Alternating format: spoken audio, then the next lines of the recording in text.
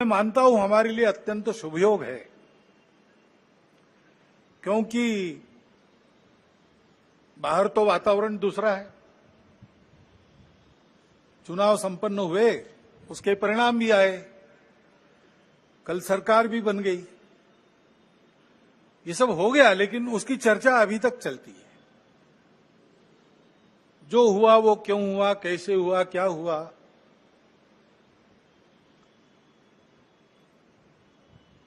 ये अपने देश के प्रजातांत्रिक तंत्र में प्रति 5 वर्ष होने वाली घटना है, होती है।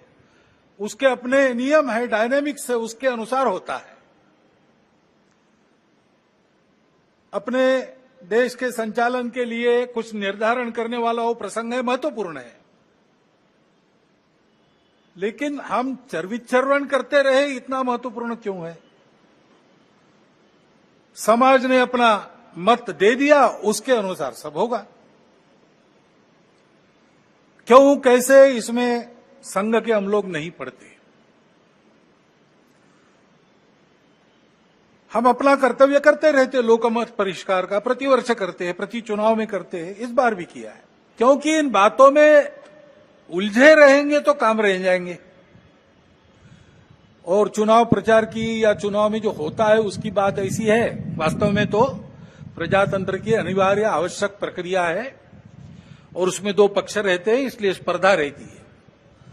स्पर्धा रहती है तो दूसरे को पीछे करने का, स्वयं को आगे बढ़ाने का काम होता ही है, होना ही चाहिए। परंतु उसमें भी एक मर्यादा है, असत्य का उपयोग नहीं करना। चुने क्यों जा रहे लोग? संसद में जाएंगे, बैठकर अपने देश को चलाएंगे, सहमति बनाकर चलाएंगे। हमारे यहां तो परंपरा सहमति बनाकर चलने की है।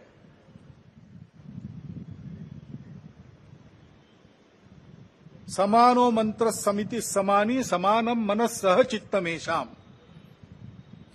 इस सहचित्त पर विनोबा भावे जी की टिप्पणी है।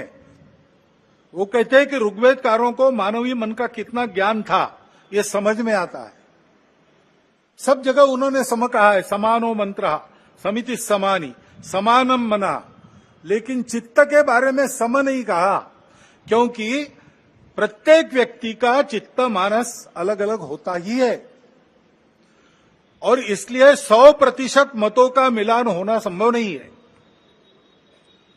लेकिन जब समाज में लोग अपना चित्त अलग अलग होने के बाद भी हमको साथ ही चलना है ऐसा निश्चय करते हैं, तो सहचित्त बन जाता है।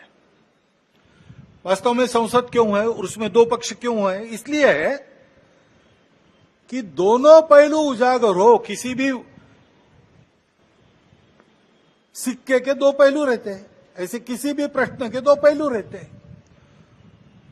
एक पक्ष एक पहलू का विचार करता है तो दूसरे पक्ष ने दूसरा पहलू उजागर करना है, ताकि जो होना है वो पूर्णतः ठीक हो, सहमति बने। इसलिए संसद बनती है। लेकिन ऐसी सहमति बनना स्पर्धा करके आए लोगों में थोड़ा कठिन भी रहता है और इसलिए हम बहुमति का आसरा लेते हैं। उसके लिए स्पर्धा चलती है। ये स्पर्धा है, कोई आपस का युद्ध तो है नहीं।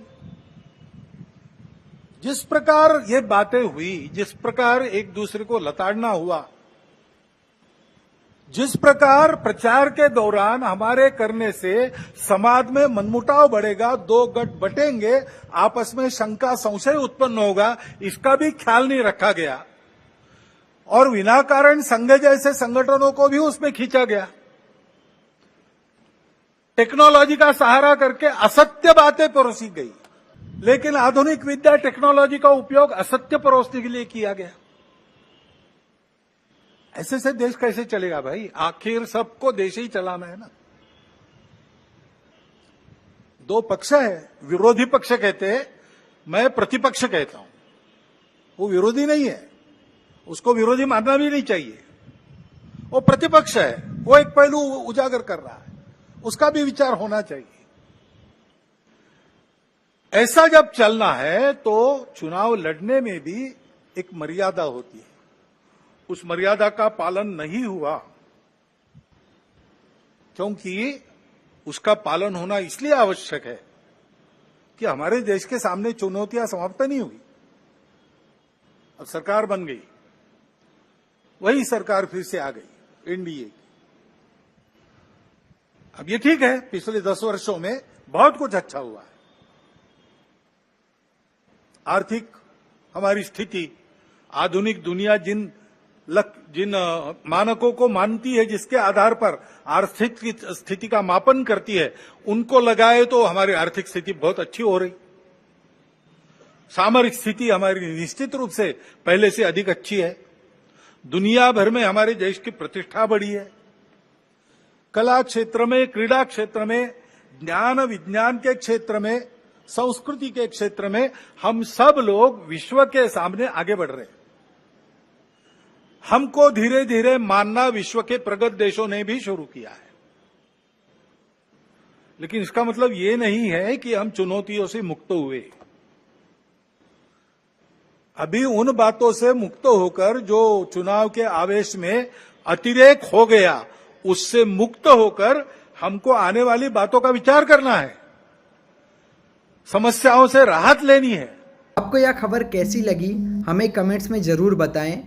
वीडियो अच्छी लगी हो तो लाइक जरूर करें।